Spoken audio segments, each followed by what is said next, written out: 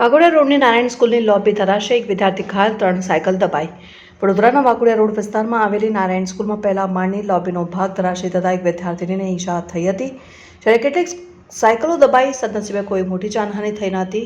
Vadodara fire brigade દ્વારા સ્કૂલોમાં આગના બનાવ ન બને તેની તકેદારી રાખવામાં આવે છે, પરંતુ સ્કૂલોના સ્ટ્રક્ચર બાબતે કોર્પોરેશન દ્વારા કોઈ તકેદારી રાખવામાં આવતી નથી, જેના પગલે આજે વડોદરાના વાઘોડિયા રોડ વિસ્તારમાં મોટી દુર્ઘટના થઈ રહી હતી.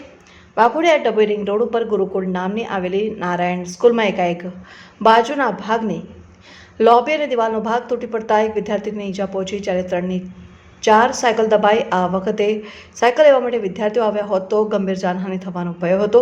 બનાવને પગલે ફાયર બ્રિગેડ અને પોલીસ દોડી આવી હતી અને કામગીરી કરાઈ હતી.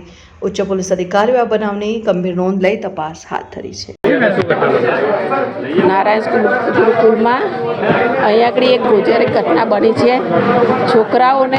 છોકરાઓનું સદનસીબ કહેવાય કે છોકરાઓ બહાર હતા અને આ બાલ્કની પડી છે. છોકરાઓ અંદર હોત અને આવું બન્યું હોત તો બહુ જ ખરાબ ઘટના ઘટી હોત. અહીંયા આગળ છોકરાઓને જાનહાનિ થાક, સારું છોકરાઓને કંઈ જાનહાનિ નહીં થાય અને એક જ છોકરાને વાગ્યું છે, છોકરાઓ બચી ગયા, એ જ આપણી માટે સારામાં સારું કહેવાય.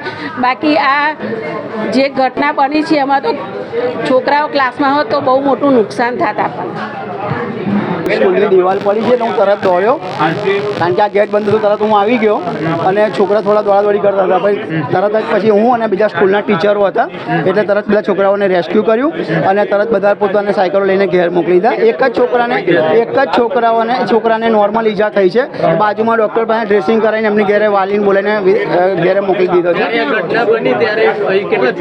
સાહેબ એ બધું મને ખબર નથી, હું તો બાજુમાં હતો એટલે અહીંયાથી વખતે તો કોઈ હતું જ નહીં, કારણ કે બધા છોકરા દોડાદોડી કરીને બહાર નીકળી ગયા હતા. એટલે અહીંયા કોઈ 2-3 સાયકલો દબાઈ ગઈ હતી, બાકી બીજું કોઈ એવું જાનહાનિ કે એવું વસ્તુ થયું નહીં. કરુણા મિતેશ ગાંધી.